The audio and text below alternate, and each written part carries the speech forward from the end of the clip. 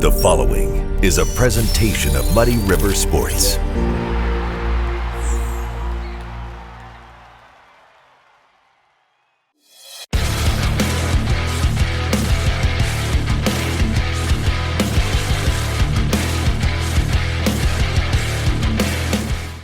Welcome to another episode of Speak of the Devils, the QHS Football Coaches Show, brought to you by the Range of KC. I'm Muddy River Sports Editor Matt Schuckman, hanging out with the devil himself. I mean, the head devil.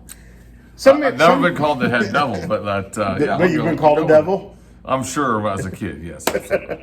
Quincy High School coach Rick Little. We're hanging out in the Quincy High School locker room. How are you this week? Good. It, kind of one of my favorite sayings, always better after a win. Of course, yep. A week ago or whenever that was, when homecoming, when we didn't play as well, Yep. It just doesn't feel right. It doesn't feel, still feels good to talk about your kids, but certainly, you try to keep those emotions at bay, but still frustrated. Let's be honest. It's easier to sit here and do this coming off a win than it is off a loss. Yeah, without a doubt. And it's no question. And the funny thing is, even when you don't play as well as you want, and last week I thought we did fine, but I've been in both spots where we played really well and we won and feel great, and I feel like we didn't play very well, but we won. Right. And so you still feel good. And you've also had times where you felt, man, we played really well, and yet we just didn't score as many points as the other guys. Yeah, and that's frustrating though as well, because Right. literally, I can go back to games where I wake up the next morning and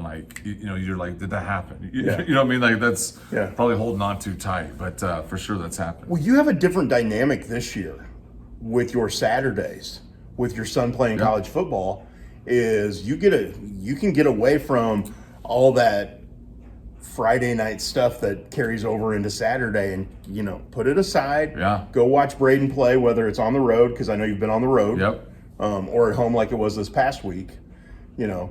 Does it allow you at least a little bit of time to just decompress a little? Well, it's fun to be able to sit back and watch and make it somebody else's responsibility or job, right? Right. But I will tell you that I'm finding this out, that it's equally frustrating when things don't go your way. Yeah. And I'm sure I can speak for everybody that's affiliated with any team that knows that. So, it's almost like you go through it twice, right? Yeah. You root your butt off for them to win and things, and then when things don't go well or as well, it always goes well, but there's just little things. So things didn't go as well on Saturday for Quincy University. They didn't score as many points as McKendree. Yeah, and for us, obviously, my number one focus is always here. So anybody listening, no question. But so never say it like that. But right. I never was insinuating that. But when our job is done, it's like, okay, let's go. Yeah, and exactly. I'm certainly not even remotely a part of that, but it does feel, I feel connected because I want them to win really bad. Right.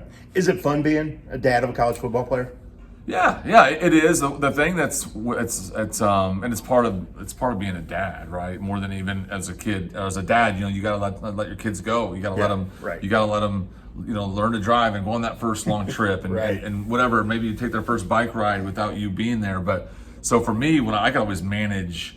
I know exactly how the team's playing and exactly how, in this case, my own, how he's playing, because I saw it. Whether it was good day, that's another good day, or man, it wasn't a good day. So that's harder for me to manage. But when it's out of sight, out of mind, it also is equally difficult and relieving. Yeah. Now, and again, the dynamic is different with him. He's still in town. He's right across town. Mm-hmm. But you don't talk every day, do you? Well, not about that. Not about football. Even when he was playing here, people think, but they're just spitting plays out all day long. No, Right. once you it's healthy to just get away, get away from it. And I love the game, and we will talk about things for sure, but Right. It's healthy to just be okay, football doesn't exist. It's not. It doesn't. Yeah. It doesn't. It's extinct, right? So don't talk about it. And so it is good to be able to get away from it. Well, much like you, Braden's got other interests, and I think Bryson's the same way. Yeah. And you better, right? Yeah. I love. Now I will tell you. I've always been sports minded. It's always been something that I just follow and love it. Any sport, but so it's been a huge focal point. But there's other things that you like to do and get away. But this week it's fun to talk about Blue Devil football because you're coming off a victory at United Township, 23-21. Yep. You got to win at the Soul Bowl, and kept the we talk about numbers a lot. You kept that number going, Yeah. 23 straight wins against UT now. Yeah, and we don't focus on it, but I think when I tell the guys all the time, it doesn't take much to motivate me, right? It doesn't take many things to motivate me. So sometimes numbers can be a thing that can motivate, you know. And again, I'm not sitting there. I have to sometimes ask you, like, and you can attest to this. Hey, Schuck, what's that number? What's that number? I don't have it on a wall or whatever number that is, whatever things we're chasing, but I do like to know, right? And so for those that don't know, I mean, again, this isn't us flexing, but we've just had East Molin's number, right? Yes. I mean, since I've been here, and really even before I was here, we've had their number to a tune of like 19 straight wins for me, right? For our program while I'm at the helm, and obviously before that there's some more as well. So that comes with its own set of pressure, and we leaned on the kids with that. Hey, this is a good football team that's well coached, and they want to beat you worse than anybody because they want to get that monkey off your back. Now go do it. Right. Yes. And so that's a lot of pressure, right? The guys knew, but it also gave us a great amount of incentive to go play well. By the way, you're going to laugh at this. When you said, 19 times beating them under your watch. Yeah. In my head, I went, has it really been that long? It's crazy. And it has. It's just, it's crazy. It's I tell crazy people, to think about. I feel like I've been here, 19 years. Yeah. And I feel like I've been here 3 years. Yeah. Right. And I love that because I'm still, obviously there's fire in my belly to get this. I love working with the kids. I love seeing the kids are coming up, Yeah. And I'll tell the coaches a lot, I'm like, man, we're in a good place. We're in a good place. Not just because like kumbaya, Quincy's the best. I'm not saying that, but I am saying that I love the fact that we have tradition, we have history, we have the presence, and there's good kids coming, and that's a great place to be sitting. Without a doubt. Yes. It just struck me funny when you said it out loud. It's like, wow, it really is 19. It is crazy. It's just, it is crazy. But going back to Friday night, true, you guys really had some grit to you and some resolve, and the way your guys went about their business Friday night, I thought spoke volumes about their character. Oh my gosh! So it's one win, right? It's one win, yes. and I'm gonna really pump it up here, right? Okay. So, but I want to keep that in perspective, and I tried to tell myself that, but. When I sat here last week and shot a video with you, I mean, he's going to be fine, and so I'm not, breaking any rules or laws. We had an injury to a significant player in our offensive line, and we didn't talk much about it last week. We didn't talk. I mean, no, I don't think we talked anything about it. I was still in denial at that point. Yeah, but a guy to Todd, right? Yeah, huge Todd Smith, starting left tackle. And so when you think about, because here's another numbers thing, right? So Todd doesn't want to hear this. And I have to go back and check, but we have a consecutive start record, right? Right. And I believe it's held by Chris Flax. I will go back and look, and I will report this. Ooh, that's a good one, because I think that might be right. Last year I made a graphic and highlighted that. Well, Chris had made the comment, well, Todd's going to break that, So I got to look at the numbers and see. That's true. So again, because Todd's streak ended this past week. Todd's streak ended, right? And so again, there's bigger things to chase than that. But Todd goes down, and so you sit there and think, like, that's not just. And the timing of it wasn't great, right? We didn't have a lot of days. We had no days to prepare because it was late in the week. So no days to prepare, and it's literally one of those things where you have to. And I've been here before, even sometimes when your own kids, knock on wood, get hurt, where you can't just go. Playing dad, right? You got to go, okay, we'll worry about that later. We got the team to focus on. That was the way it was with Todd. Like, I was in a panic because, like, that's our best lineman, that's going down, a huge cog in what we're doing. Well, and again, no disrespect to your other linemen. No. But your left tackle, the blindside blocker and all those things, the left tackle is incredibly important. Well, and Todd's a massive human being, right? Yes, so he when he gets off the bus first, right, that's worth some points, right? He makes the all runway team. No question. No question. And so anyway, going back to that, so it's one of those things and that's where like mental toughness and leadership comes in. And I'm not just talking about myself. I'm talking about the other coaches too, and the other players. And I'll highlight this because it's a really cool story. So. I'm sitting there like, okay, it's not a big deal. It's not a big deal. It's not a big deal. Not letting the team see that I'm losing my mind right now. Inside, you're panicking. But thinking that because like literally we don't have no time to get anybody ready, and we always rotate guys and stuff and things. But there's a difference between rotating guys and giving guys a play here or play there off. Then you're starting at left tackle now instead of, you're going to go in there for a play or two and then Todd's going to get a break and then he'll come back in. Big difference. Like I said, the timing, it couldn't have been worse, right? And so we're sitting there, Thursday night, I'm doing the show and I'm putting a happy face on, like, let's go get them, But I also know that East Moline brings a good group back. And also the confidence that's going to be gained by them when they see Todd in a boot, on the sideline. So anyway, after practice, right? So let's kind of go to that. So this is what also makes me super proud. After practice, so Jackson Moore now, and like that, moves to left tackle.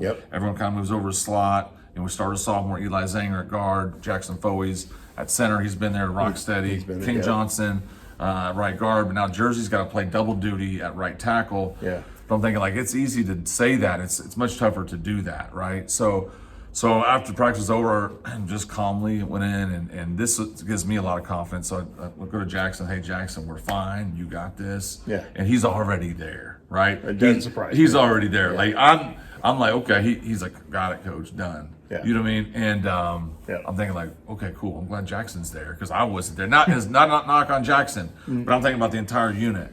And so Jackson has done a great job this whole season in his career. Anyway.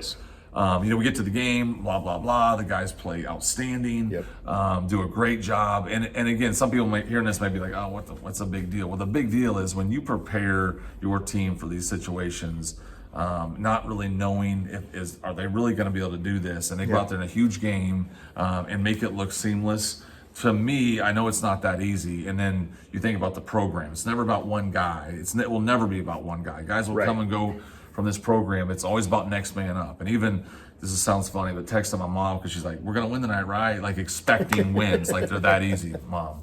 But that's a mom, though. No, but that is a mom. That's a mom text. Yeah, but sometimes we're going to win tonight. And I love her for it. Good luck, son. Great. You guys will do great. And that's a mom. It is, but I love her for it. But no, that's not how she is. She's not like, hey, go get him. She's like, you got to get this done, right? Okay. So it's a little more demanding. Mom's got a little intensity to that. Oh yeah, a little fire, right? So it was more like, hey, this one's a win, right? And I'm like, well, texting back on the bus, hey, here's what happened. We'll see. We're gonna give it, and she had kind of said, well, they'll step up. They'll step up. And so without even knowing, the offensive line did a great job, stepped up, and that, to me, after it was over, just felt so good knowing that not doubting them, but just knowing that it's going to be different. It's going to be different. So the resolve that they showed, I thought was outstanding. Just a great program team win. Well, and obviously we talk so much about the offensive line with that. Todd plays defensive line too. He's in that rotation.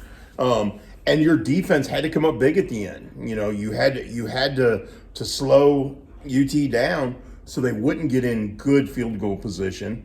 Because if they had driven that ball another 10 or 15 yards, maybe he gets that field goal at the end. But your defense buckled down, made sure to get a stop where it made it a long field goal attempt, and they missed. And a credit to those guys up front, and credit to your entire defense. When it was tough, they buckled down. I just thought the whole game, as a whole, there was. Again, officiating's hard. I'm not bagging on the officials, but there were a couple calls that that could have been. And again, this isn't a knock on the officials. It's just like when things happen, right? And so when things happen, and then all of a sudden, and I've always felt this way. Like I tell them all the time, guys, it's my job to fight for the team. It's not everyone's job. It's my job. But once I'm done fighting, then we have to take a deep breath and now let's go, because I've seen it before on other teams, other coaches, where they don't let it go, and then all of a sudden the team takes that what was us mentality, and so we got to be really careful there that, hey, we're gonna fight, but that's my job, not yours. And then once we turn the page, we're going 100 miles an hour that way, and I thought they did a great job overcoming those things. Did too. To get you to 4 wins, get you back on track after the loss to Moline, and really gives you an opportunity going into these final 3 weeks to not only qualify for the playoffs, improve where your seeding could be and all that. Had you lost last week, then you're sitting at 3-3 going, okay, we gotta really dig in. Now you still really gotta dig in. No question. That doesn't change that in that sense, but it gives them confidence going into that 3-game stretch. It does. It does. Well, yeah, because now you've done it, right? Yes. You've done it. Now again, some of these other teams that we're playing have done it too, right? No doubt. They've beat East Moline, who came in highly touted this season. Yep. So it isn't like we scoreboard watch and say, okay, that's a win, that's a win. And we don't do that. But it just feels good to get that ugly taste out of our mouth. Yep. From a week ago against Moline, to get the win, to get the 4, hopefully get the 5 this week. Yep. And like I told our kids, fellas, like I love the fact that making the playoffs is still a big deal, but it's not the biggest deal, right? Yeah. And I say that because when I first came, it's like, can we just win 3 games? Can we win 4 this year? Can we get to 5? Can we get to 5? Now we're in and we're celebrating that, and that's okay. That's okay because every program's got to do that. Yep. But I love the fact that our kids,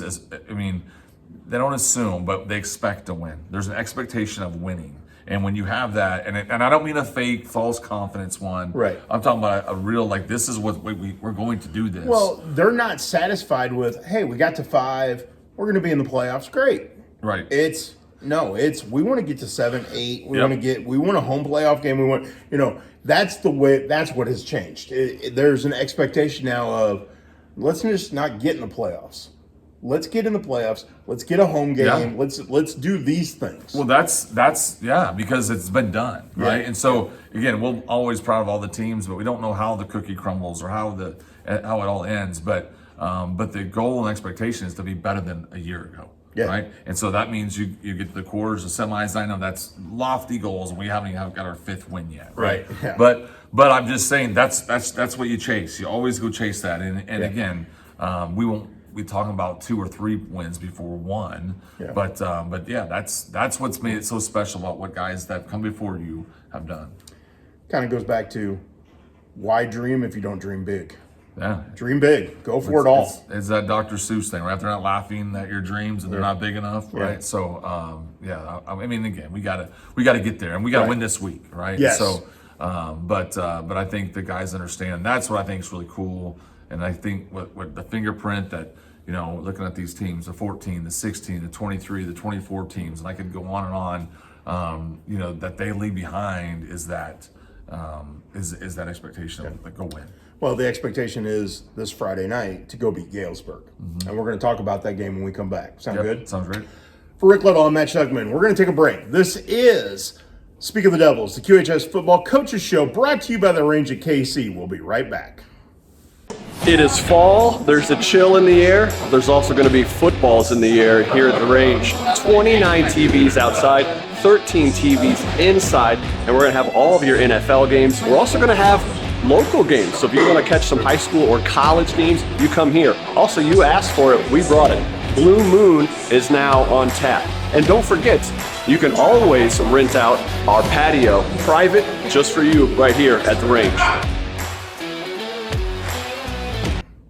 Welcome back to Speak of the Devils, the QHS Football Coaches Show, brought to you by the Range at KC. Matt Schuckman, Rick Little.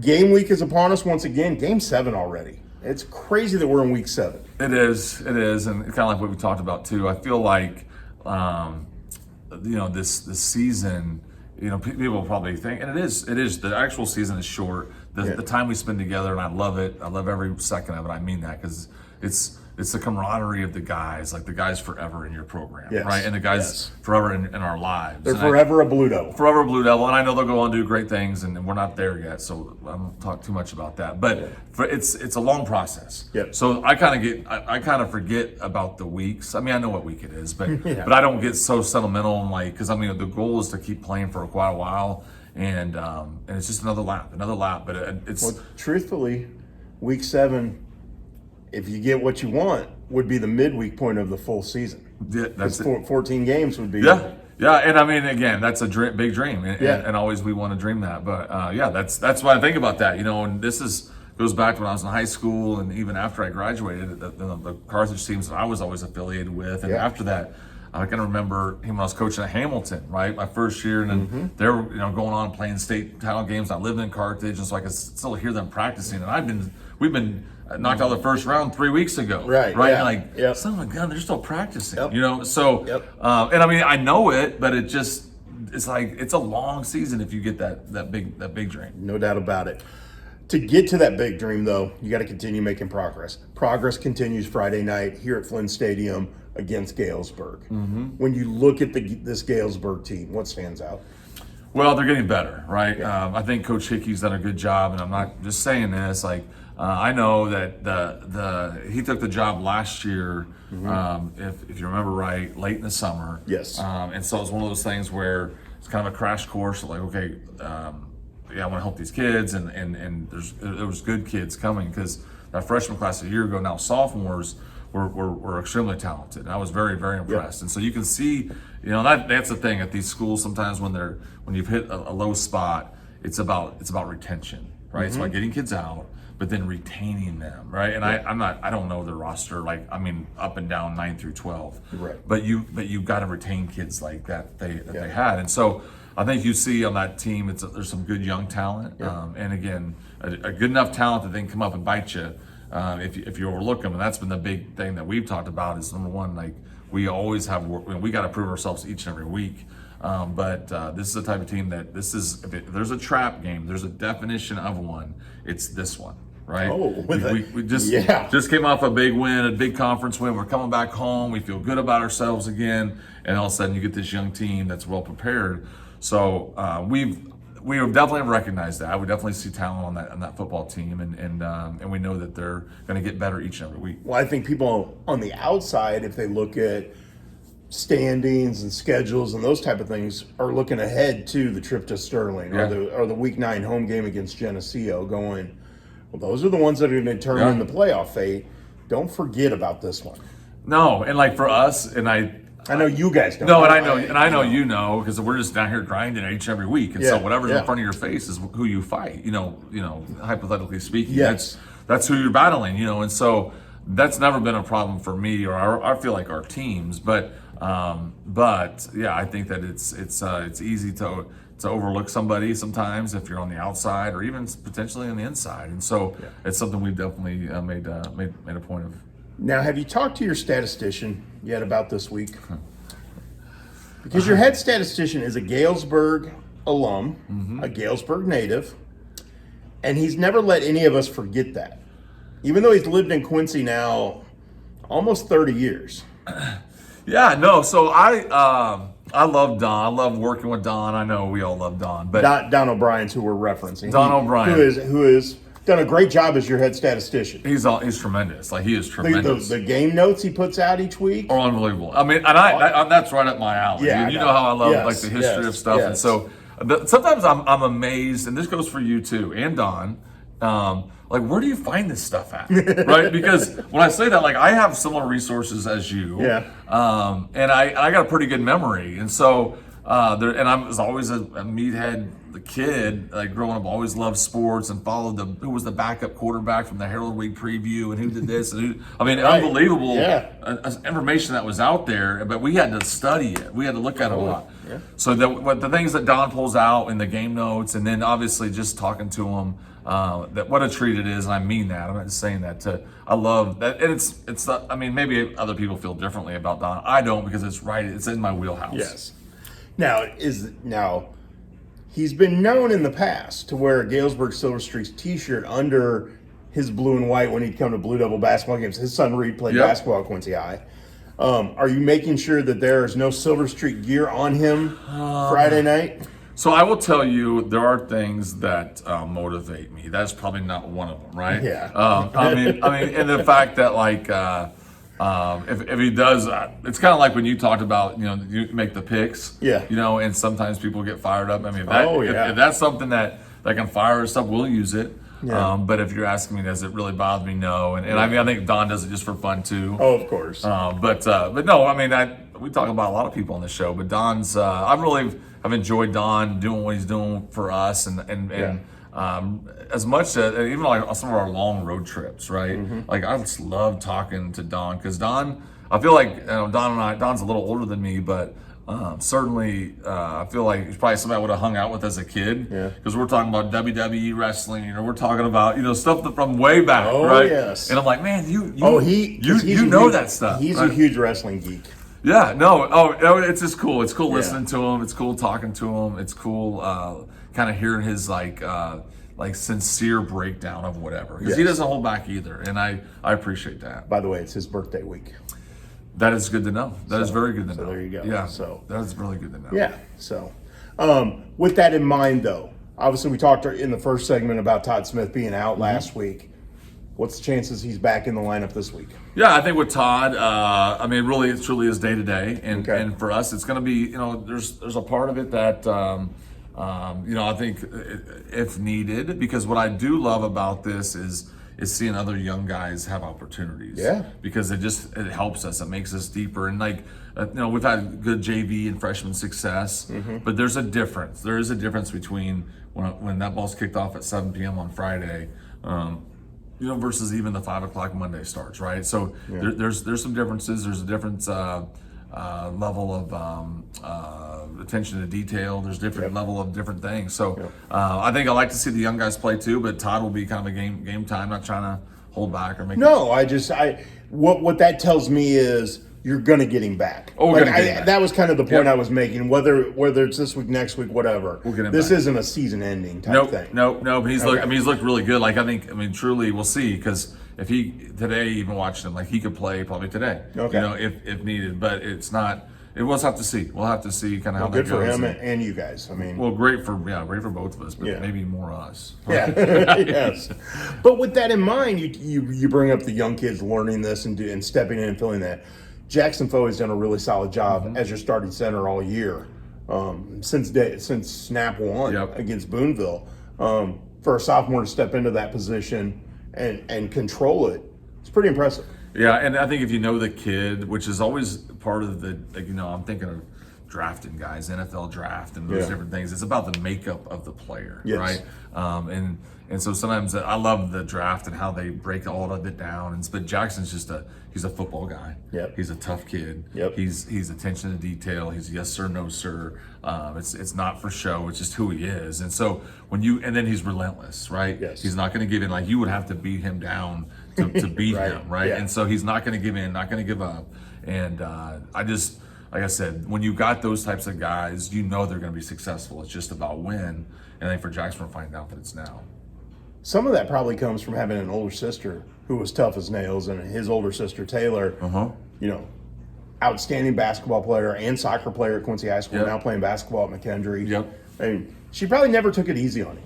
No, I think that's a good place to be. Right? Yeah. It's a good place to be from an expectation standpoint, from a standpoint of this is what's expected of you. This is what we do, and it doesn't even seem foreign. It just seems that's the language I speak. Yeah. And so for Jackson and the Foeys, that certainly is the language I speak. Right next to him, you had another sophomore start this past week in Eli Zanger. Seemed like he handled himself fairly well on the varsity level for a first extended amount of playing time. Yeah, it was good to see too. Again, a guy that we've always liked, but sometimes, like I said, you just don't know until you know, right? Because there's a different attention to detail, and then there's the factor with kids you have to be so intense. You want to be so intense, but you don't want to be tense, right? Yeah. And there's a complete difference in that. Makes sense. Sometimes when I see guys, and it's I've seen them. I've seen it. We think it's going to go a certain way in a varsity game, and then all of a sudden it's oh wow, the stage was too big, the lights were too bright, and he's freaking out, right? Right. And you see that sometimes with players, and it's okay, it's gonna all work out. It typically They got to get through that. But you gotta get through that, and it may be the next year, it may be a couple games, but when the lights get too bright for some guys, you can tell that we've got to pull this back a little bit. With Eli, I thought he did a great job. Yeah. They weren't too bright. We didn't have to pull back, and that's just another person that we've got in a spot of tremendous value. You talked in the first segment about Jackson Moore going, "Yeah, coach, I got it." Yeah. Don't worry, I got it. And you're saying it right, but it was more about, I don't know if it's John Wayne or whoever, but it's the way he said it. Yeah, right. Yeah. Done. Yeah, done. How did Eli react to being put in that starting position. So I'll tell you, this is funny because every kid's different. Yeah, right? without a doubt. So a lot of times you hear the old coaching thing, well, you treat everybody the same. Well, that is wrong, right? Yeah. You don't treat everybody the same because everyone doesn't respond the same way. Yep. So Coach Wemel, who does such a great job, and we were even Thursday night and Friday morning, like, hey, what about this combo? What about this combo? Just trying to figure out, round peg and round hole, Yes. And so even Friday, and I love talking to the kids, but then there's times too that, I always love talking to them, don't get me wrong, but I don't, it's a time and place, it's a timing thing. So I'm kind of like, hey, even on Friday, my coach, have you talked to Eli yet? He's like, no. He's like, I think I'm gonna do is I'm gonna tell him kind of right before the game. You know what I mean? And I'm like, now Eli probably had some pretty good intuition. Like, hey, there may be some movement here. Yeah. But I think sometimes it is that, like, instead of letting them worry about it the whole day, you know what I mean? Oh, I totally get that. So I was like, Ryan, that's brilliant. You know what I mean? And so it was pretty cool that, like, again, we want to prepare them always, but they're already prepared. But you don't need to freak out about it. And so I thought it was really well handled. I am going to go full honesty, full disclosure here. Eli Zanger is my nephew. Ryan Wemel is my cousin. Oh, very good. So, just full disclosure there, because I know people will look at it and go, oh, that's the reason he's talking about it. No, I'm talking about these kids because they've earned it. No question. It has nothing to do with family, because you also have a starting quarterback with the same last name as me. Yeah, no question. So yeah, it's a small world, Chuck. It is. It's a small world, but no, I couldn't be. I mean, and again, I'm happy for all the guys, but to see guys step up in times of need, man, it makes me really proud of the program. No, without a doubt, because we talked about it.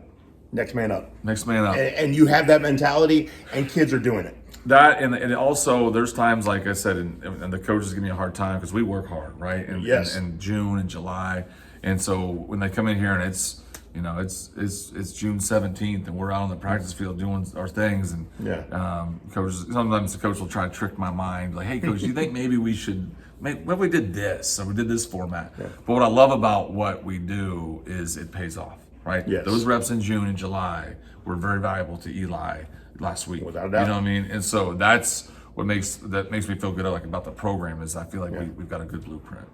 Well, there's some fun things about this program, and some fun things we've talked about over the weeks. And I think we're going to get to one of those when we come back, because I know you're fully prepared for this conversation. This one I am, and a couple other ones there's one I started working on. I'm not fully prepared, so I'm going to hold it for another week. Okay. Well, this one took some time, and then we'll get to it. So maybe we'll just lead with just to tease it a little. I've got a Do You Remember segment I want to do next week. Okay. But I wasn't able to finish all my research because I want to be fully prepared. So I ask you the right questions on the Do You Remember. And I know it's funny you say that, because there was another thing that I'm working on. Okay. And not really working on, it's just I got our coaches talk all the time. Oh, we yeah. have a text group, and I'm like throwing, hey, I'm going to try to stump Schuck here. Do you guys remember? Make sure I got all my stuff down. And so maybe next week we hit the ball back and forth. That could be our whole show. Maybe we make it to a competition where we get points for who remembers more. We might have to do that. I think I might be able to stump you. I wouldn't be surprised. But I'm curious, because the ones I've come up with for you, I'm real curious about. So you can look forward to that next week. I'm looking forward to it, yeah. But I am too. But this week, we've got one more segment to get to, and we're going to talk Big Six facilities when we come back. Looking forward to this. Sound good? Yeah. All right. We'll be right back. This is Speak of the Devils, the QHS Football Coaches Show, brought to you by the Range of KC. It is fall, there's a chill in the air, there's also going to be footballs in the air here at the range. 29 TVs outside, 13 TVs inside, and we're going to have all of your NFL games. We're also going to have local games, so if you want to catch some high school or college games, you come here. Also, you asked for it, we brought it. Blue Moon is now on tap. And don't forget, you can always rent out our patio, private, just for you right here at the range.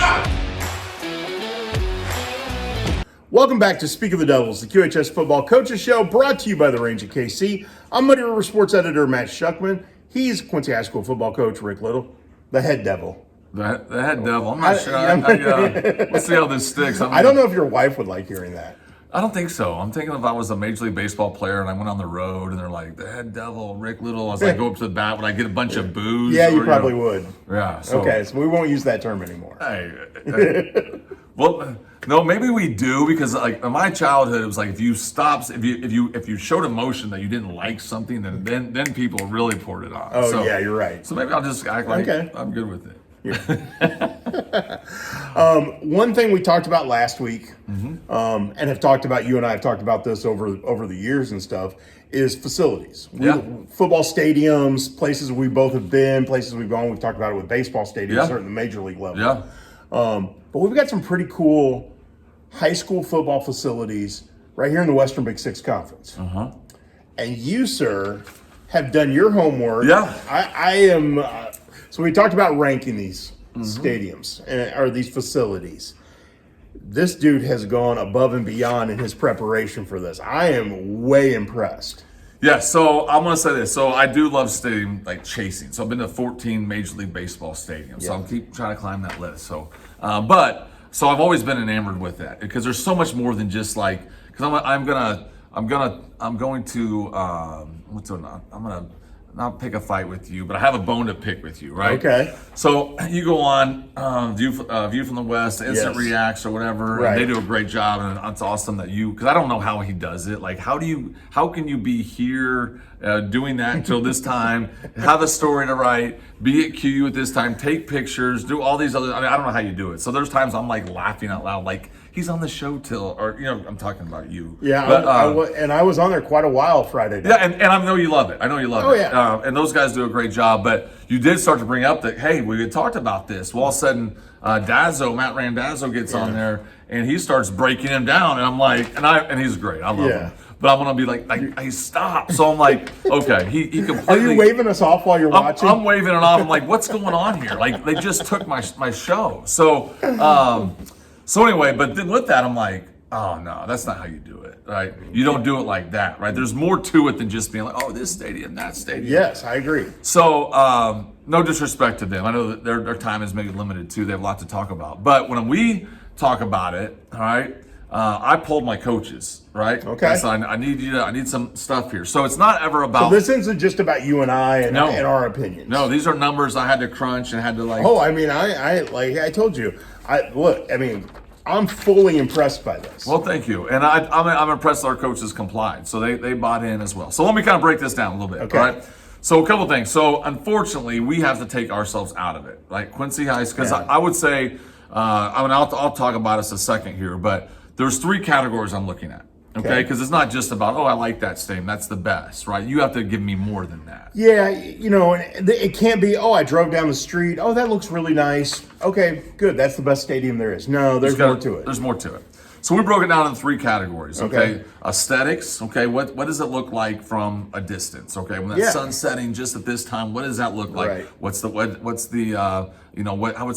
design, right? All this encompassing. When you drive up, what's it look like? What's your impression of it when you drive up? Yeah, or I'm there. I'm just in it, right? So what's the beauty? Okay, just the beauty of it. Okay, the second category that we came up with is atmosphere, and then like the vibe, right? Because I've been in some really maybe not aesthetically pleasing stadiums, football stadiums, where it's a great atmosphere. Yeah, right. I agree. And when I'm not ripping any of them, they're all great. So none of them fail. There's just some that are better than others. Right, I agree. but there's some games that I've played in that I'm like, this is the atmosphere, or maybe my memories or the coach's memories of being there, what that was like. So that's the second category. Okay. The third one, again, this may be fair and may not be fair, so it's not a knock on anybody, but it's like the student section, right? What type of support? Not only support, but what type of how do they host that support, right? Okay. Is it nice and tight? Is it all spread out? Right, so there's different things that add to the atmosphere of this. So what I did,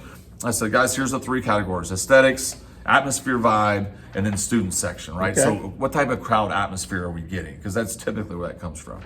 So I'm just kind of, the best way to do it is probably just to kind of go through this. I'm going to go through these 3 categories. Okay. We can talk about them. Sure. I'm going to start from worst to first. Okay. Right? And again, I want to say a couple things. Number 1, we had them rank them 1 through 10. Okay. Well, whenever we do our food rankings, and you know how big we are in this with our coaches. Oh, yes. Like 10 it's really 1 through 9, because you can never get to 10. Yeah. Right? Like you just can't. Like 10, there's nothing else to shoot for. It has to be the best. So really, we're really talking 1 through 9. Yeah. All right. And even 9 sometimes is Man, that's way up there when we talk the food rankings. It's way up there, no question. And there's only 1-9 even on my list, right? So we'll talk about that. And overall, well, in one area, okay? Okay, yeah. So let me just get right to it. So, All right. So aesthetics, okay? Okay, so again, I feel like this is going to be a knock, and there's no bad stadium. But there really isn't. When you look down the list and you start thinking about the places, you know, there isn't. There's not one bad one. No, not and at all. actually, the bottom one on my list, Yeah. okay, which I was a little surprised by, and I know part of this, and I'm gonna kind of justify why maybe. Okay. So Allman comes in at the bottom, okay, at a 6.5, okay. Now there was a lot of guys when they voted were saying, Coach, we've never played there for a while, right? And I'm like, point taken, okay? Yeah, and so it's hard to judge. Hard to judge. Now I know that's Erickson Field Lindbergh Stadium. Lindbergh Stadium. Lindbergh Stadium at Augustana. That actually is probably the most expensive, potentially, stadium that's out there. So, now I don't know. Maybe that's not true, but it's a great venue, right? Yes. But they come in at a 6.5. Some guys said they haven't been there. Some guys said, well, we've played at different places when we play. My only knock on that, again, aesthetically, yeah, it's a very nice, but it's Allman's home field, but it's not Allman's home field. It's part of it. I mean, it's part. To me, it's because it's got Augie logos and Augie, gear and and all that stuff. It's still great to play at. And Yes. we hadn't played there in a while, but yeah, 6.5 in the aesthetics category. Okay, coming up, I guess we have 7 here. Yes. Because we're not included. Right. At number 7. Okay, now this. Well, I'm just going to say it. It's Moline, Browning Field with a 6.88 ranking. 6.8 ranking. I thought that might be a little low, but I know there's some people. I think Moline's done a nice job over the years with the tradition and the old brick house of Wharton Fieldhouse, of doing some things at Browning Field to kind of match and mirror, and kind of pulling those together a little bit. But I can see why some people. Well, and again, I think it's the best aesthetic. Yeah, I keep saying the word and I say it wrong about the 6th time I say it. Aesthetically pleasing, right? So I don't know. There's parts of me, this is going to sound, because stay with me, I'm Moline, but there's just a few things, right? It has a little bit of a Wrigley Field feel, where it's you're in the kind of tucked into the town. There's a swing set. There's a swing set playground out behind the end zone. There is, but obviously with the turf and stuff, it's so stay with me, I'm Moline. Don't go away. Okay, come in number 6. Again, maybe low for some, but the Soul Bowl, United Township with a 7.08 ranking amongst our staff. Okay, still 7's a really good score. It is. All right. So, and I won't get into. I mean, I don't ask them why for a rationale. I'm just spitballing here. I like the Soul Bowl. Me too. Me too. So it would have been. My rankings would be slightly different. My personal rankings would be slightly different than this list. Okay, no, that's fair. Galesburg comes in next with a 7.1. Beautiful facility. They've done a ton of upgrades to Van Dyke Field, and again, they poured a lot of money into their facilities in Galesburg. Oh, and I love the kind of the little catwalk area they have. Yes. Really cool. Have a section for the band to play. It's really cool. Yeah. I mean, again, these are great scores. Third on our list was Geneseo with a 7.5 ranking. I love it. They've got a couple scoreboards. Yep. They've got a big grandstand. You have that kind of old school vibe to where you're showing up and you're taking a step back in time, because here's the football, but it's the center of it. Well, there's something too about Geneseo's that I love, that it's big and it can be packed, but it doesn't feel crowded. Okay, if that makes sense. That does because make the way sense. that they've designed it, Yep. I think it's a really cool place, and as all of these. Bob Reed Field? Bob Reed Field, yes. Yeah, so and I'll go through these at the end about the names as well. Rock Island, Amquest Field. Almquist. Thank you. Almquist Field. They come in at number 2 with a 7.98 ranking. Okay. Yeah. I mean, what do you say about Rock Island? I mean, the horseshoe. Yes. They've got. I mean, it's beautiful. It's beautiful. It's beautiful, as all these are. But it's a beautiful stadium. It is. It's one I know when Coach Eric Gower from South Dakota left, all that stuff. We've already been through this. When he went there, he was like, "This is unbelievable!" Right? Yeah. His first time. So it's really cool when I got staff that has never been there. We're like, "This is unbelievable." Yeah. It's really cool. And then on the top spot aesthetically, Sterling High School. Okay, 8.86 on our rankings after you divide them all that's up. That's a big number. Big number. Well, it's beautiful, right? They've got the buildings. They've got the. It looks like if you're sitting in the grandstand and you look off to the left at the old school buildings and how beautiful the buildings are, and I mean it's top notch. It's top notch. All right, moving on. So let's go to the atmosphere vibe. Okay. So again. Okay, before you get into that, here's my question for you. Yeah. How much do you pay attention to that? Because you're on the field coaching. The atmosphere. Yeah. So to me, the atmosphere isn't something that I notice. It's something you feel. Okay. Right. At least for me. Like, is it loud? Are people, I mean, I say respectfully screaming at us, chanting our names, doing things. Right. It's something you feel. They're cheering against you. They're cheering against us. Right. Yeah. So I think that atmosphere vibe is something that I think we do a great job of. I would agree. And so I'm keeping us out of it, but our coaches were like, unbiasedly, Quincy, 10, 10, 10, right? Yeah, of course. Because there's some great things that I think we provide. I can hear Phil Neely going, come on. It's a 10. Well, I think the band, the atmosphere, the student section, all this stuff anyway. So that would be, I think we would score really high on this, but that's my opinion. Yeah. So the atmosphere vibe, okay, again, some of it has to do with recent success. Let's just be honest. Yeah. So Alma comes in at 4.3. Okay. Part of it is we have not played them as much, and it's a smaller school, right? So it's they come in at a 4.3. And again, no knock on them, but it's not their facility. Again, it's hard to build an atmosphere when it's not your facility. No question. So some of this may surprise some people, and again, if you're listening and you're like, Coach, I forgot more than you know about football because I've lived longer. Yeah. I get it, right? Because some of these are they're just maybe down on their luck of late. And we're not saying this is a definitive. This is you and your coaches ranking what you think as you traveled through. As in the last 5, 6, 7 years, right? Yeah. So depending on what that looks like. So for us, number 7 came in Rock Island at 5.78. Rock Island's got a beautiful stadium. My thing with the atmosphere and vibe is sometimes it's too big, right? Yeah. The stadium's almost too big. It almost drowns out the sound at times. It's just because everybody's spread out. Everybody's spread out. And to me, that's the one thing. It'd be really cool to see that thing packed to the. It would be. Because it holds a bunch. But 5.78 for Rock Island. All right, Okay. Next is Galesburg, 5.82. Okay. I think part of that maybe for us, our coaches, last year we played them on a Thursday night. Yeah. Right? And you're not going to have the same crowd on a Thursday night as you do on a Friday night. No, and they didn't say that. I'm just trying to figure, connecting dots. Yeah. Atmosphere vibes. So next on the list, coming in at 4th is Sterling. Okay. Sterling High School, 7.24 according to our poll. I don't know.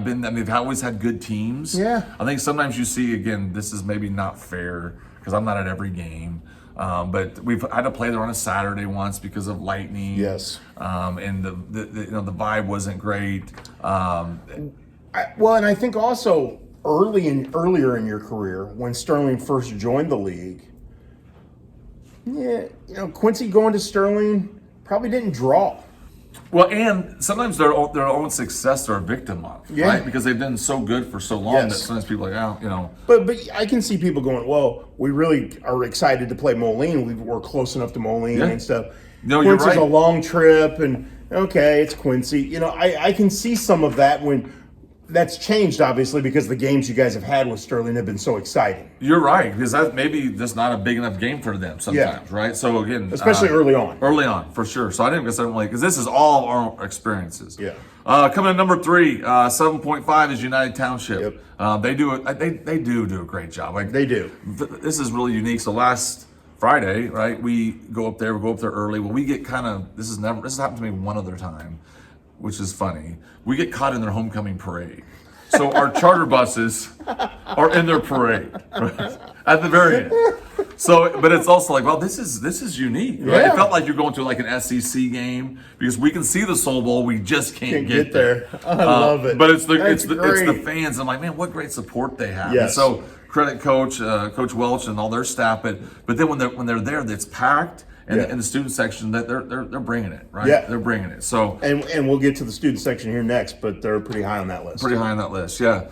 Okay, second place for atmosphere vibe is Geneseo, right? Totally get that. Bob Reed Field. What a great football tradition. Oh, without a doubt. They have the mean green. The mean green. They expect to win. They're going to ring that victory bell at the end if they do. Yep. It's a good vibe. It's a great vibe. It's a great atmosphere there. First time I ever went there, I just kind of walked up and was like, "Wow, this is cool." It is cool. Like that was my initial impression. Some of these stadiums, I mean, I've been to all of them. And it's some of them you go, oh, this is great. This is a great facility. Geneseo gave me a vibe. It gave me a vibe of like, this is where football Friday night should be. Well, success, expectation, tradition. I mean, you can kind of feel it in people tailgating as you're pulling it. You're walking in, and you can feel it. You can feel it. It's a big deal, without a doubt. Football's a big deal there. And number one, all right. So all you Moline fans out there that are watching religiously every week, you come in at number one. Okay, great atmosphere. 8.5. Their student section brings it. Yep. They're chanting brothers' names, sisters' names. They've done their research. Oh, yes. But not just the student section, but just the vibe. Like you got the guys, the letterman on the sideline. Yep. You know, it's so for what you lost with the aesthetics, at least in this category, you certainly make up at the number one spot in the atmosphere. I agree. So let's move on. Student section, okay? Because we'll have to get the overall rankings, which I didn't give you that paper yet. No, I'm anxious to get to this. All right, so student section, okay. Almond comes in at 4.5 again. With small student section there is. Small. And so that's going to be part of it. That's part of it. We've already kind of talked about. We haven't been there as much. Yeah. You know, different things. 6.5. The next on the list is Galesburg. Okay, they come in at number 7. Again, Thursday night we played them. But I also think they haven't had a lot of success recently, and the more success you have, as you've learned, the bigger your crowds get. No question. I mean, I'm sure again, maybe wrong time, wrong place, wrong time for me or my coaches, but that was the ranking. Yeah. Now, just a tick above them, Rock Island. Okay, Rock Island comes at 6.6. The student section. This goes back to 2017. And this is, no, nothing dirty, nothing mean about it. But when Jairell knocked off the young man's helmet right in front of their student section, I saw him got fired up that night. Yeah. But for the most part, they're pretty even keel. Yeah. Right? Okay. Even keel, not a bad ranking.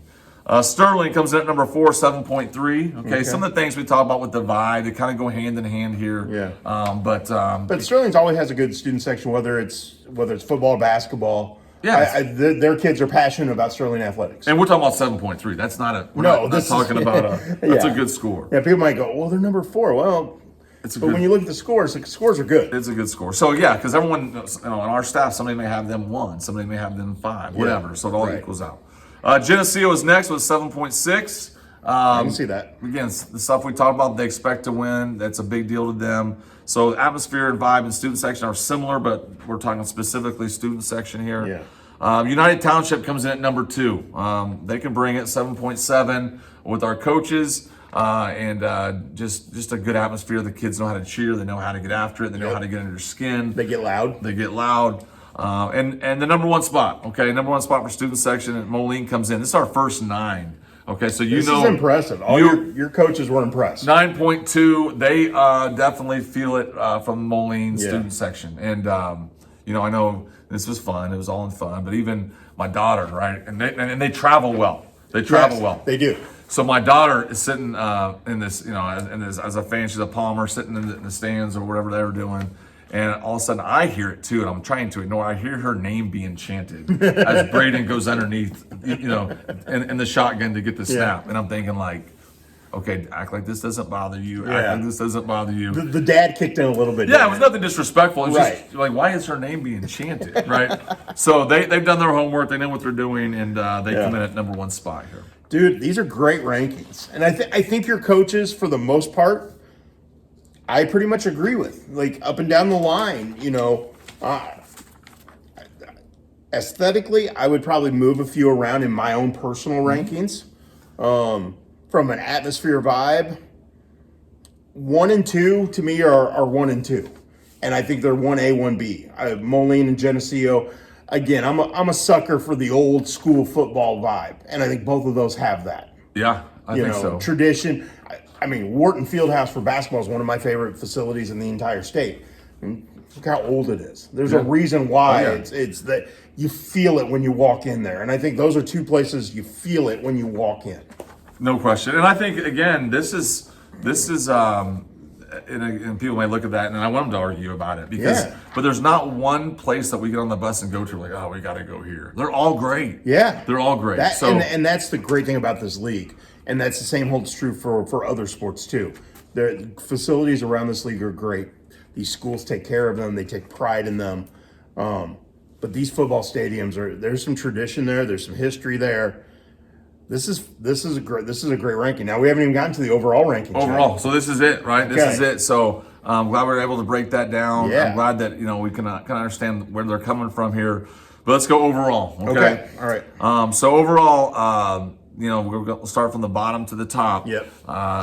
Overall, number 7. Okay. And again, this is a great place, so this is hard to say. But Alleman Lindbergh Stadium comes in with a ranking, a score of 5, overall score of 5. And again, all the things we've already said. Yep.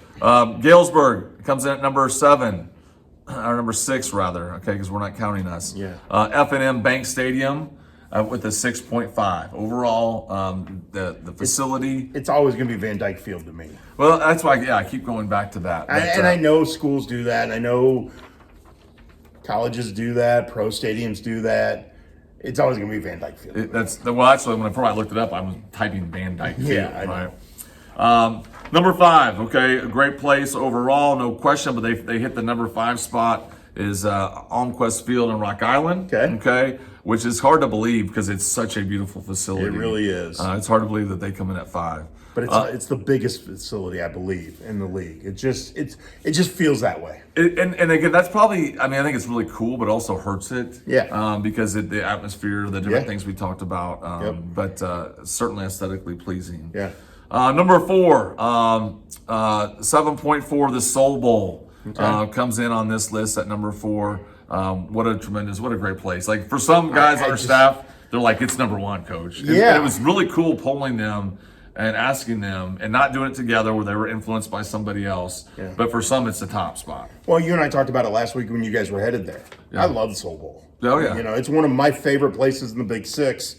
I don't think it would be my number 1 on this list. If you just said it, rank them 1 to 8. Yeah. It wouldn't be my number 1, but it's high. Yeah, and I love it for so many different reasons, right? Because I think I love the built-in brick. I love the wall. Yeah. The grass kind of berm there, the fence right by the street. It reminds me of even like minor league baseball stadiums when there's a train track that goes by. Those things, even though it's like, Dallas Cowboys aren't going to play there, but that's really cool. Yeah, that's really cool. I love that they've got the grills going. I can smell it. I can smell it. Yep. And I love the fact that the bus is literally 8 feet away from where our locker room is. Right there. It's right, awesome. Right on the street. So it's so good. Yeah. All right, number 3. This may surprise some because this is a great place as well. Okay. And again, you help me if I'm not pronouncing this right. Roscoe Eads Field. That is correct. Which is Sterling High School, 7.5, number 3 on our coaches list. The top 3, I thought, which way are they going to fall? Knowing some of your coaches and how they think, it was going to be curious to see how they fall. I think Homer Musgrove Fieldhouse, which is Sterling's basketball facility, maybe ranks a little higher in terms of facilities in the Big Six than the football stadium Roscoe Eads Stadium does or field. But it's beautiful. But it's beautiful. That campus is beautiful. It is. It almost makes me, in a good way, like envious because we have great facilities. Oh, yeah. But it is super nice. It is really nice. No question. All right, number 2. All right, so we've got 2 that remain. Number 2 is a great spot, no question. It is Bob Reed Field, Geneseo, with a 7.8 ranking from our coaches. Okay. Right? And we've already talked about it. I love the fact that the tradition, because the funny thing, because when Dazza was doing his, he was just talking, he was doing great too. Yeah. But he was just naming the stadiums he liked. There's so much more that goes into it. As we can see. From a coaching perspective, and the feelings you have when you're there, the battles you've been in. But Geneseo comes in at number 2. 7.8, Bob Reed Field. So it leaves 1 spot. So if you're keeping track at home and you might have been upset early, was the aesthetics that they came in at the second to Second last. yeah. But Moline Browning Field comes in at number 1 at 8.2, and it surprised me a little bit because you don't know when you're calculating all these numbers, and I'm like, well, you look at it this way. They do a great job of creating atmosphere there. Yeah. They have a great student section. oh, it's The fans and just in general turn that place into a great place to play. Is it the most beautiful as far as? Well, it's certainly not ugly, right? They No, got the new it's turf. not, and that exactly. I love their little, and I never really noticed it until I went to go scout a game last year, their first round playoff game. I also wonder if the aesthetic part of this is some of your coaches just don't like Moline. Maybe Because they beat you 2 weeks ago. Maybe it could be. I mean, I think there is a difference though. I mean, you look at the Sterlings and Geneseos and the different ones. The stadiums stands are kind of more built in. They got concrete foundation. You know, it's not the older bleachers where they're kind of brought in and kind of Legoed together type thing. But I mean, hey, they made it to the number 1 spot, right? Yeah. So they made up for atmosphere, vibe. Yeah. And one of the cool things, one of the biggest games in my coaching career here, 2016, won the Big Six. Mm-hmm. This also helps these schools. We played Rock Island Allman there in a game where we came back from a 9-point lead with just over a 9-point deficit with just over 2 minutes to go. So some of that. I mean, I could go through the whole sequence, but what an unbelievable moment that was. And those are always my memories that I had at that field. So I think they're all tremendous. But Moline takes the top spot for us. I love it. And we did not mention Flynn Stadium on this because it's too easy for yourself, your coaches to go, oh, Quincy's number 1. We love it here. Well, you know, and it's... Well, I got some beautiful pictures with our drone. Like what people don't see especially those drone pictures are really cool. You've got the lagoon, which may say what you want. You've got the tree line in the fall. When we got deep in the playoffs, those leaves are changing. You've got the big grandstand. I think even from the visitor side, it's better because you get to see it all. Oh, I agree. You get to see it all. I agree. You have the sun that sets right over those trees. Yep. You know, obviously this facility, now that it's a part of this, the band is unbelievable. Yep. You've got the student section that's second to none. Yeah. It's up there. It's up there. You know, it might be the top spot, Schuck. It might be. We'll see. You know, the thing and again, growing up here, having been in this stadium since the time I was probably 6 years old, you know, younger than that. I know that. Yes. Well, 6 years old, because it was 79 when it opened. So 6 years old. Okay. That would make sense. So I've been in this stadium since it opened. It's at different points of my career. But when you drive down Main Street and they had the Blue Devil heads all lit up on the front of Flynn Stadium, that's really cool. Yeah. No. You know, and the video board, and there's just a lot of really nice pieces to it. Yeah, and I'm sure there's some that are like, I hate, you know, because it's a long drive for you guys that are listening, opposing teams here. But one of them said on the show, one of them was Armstrong, he'd never even been to Quincy. I know. I had no clue he had never been here. Yeah, no. Like, you know. That's okay. I mean, well, we definitely. He's got an open invitation. He's got an invitation. The Schuck on the truck. That's right. Would be great. But I think there's a lot that we do that would be right up. I think so too. So, dude, that was fun. It was fun. It was that was a great. I'm glad your coaches got involved. Yeah, they do a great job of that, and we argue a lot, right? So this is what we do a lot. So this is very natural for us to sometimes not agree, but no, it was really cool to have them involved. Cool. That was a great segment. It was fun. That was fun. Good luck this week. Galesburg coming to Flynn Stadium Friday night, Western Big Six Conference game, and roughly 7:00 kickoff. We obviously got the underclass game first, and. Yeah. Just again, want to get better. Want to obviously take advantage of opportunities. We know Galesburg's got a young team, but they're going to be ready to go. So and from big picture standpoint, you get a win. It's your 5th win, qualifies you for the playoffs. Yeah, and we want more, but certainly we got to have this one to get the next one. Yep, awesome. Thanks for the time, buddy. I appreciate it. Always fun. Always fun. For Rick Little, I'm Matt Schuckman. This has been another episode of Speak of the Devils, the QHS Football Coaches Show, brought to you by the Range at KC.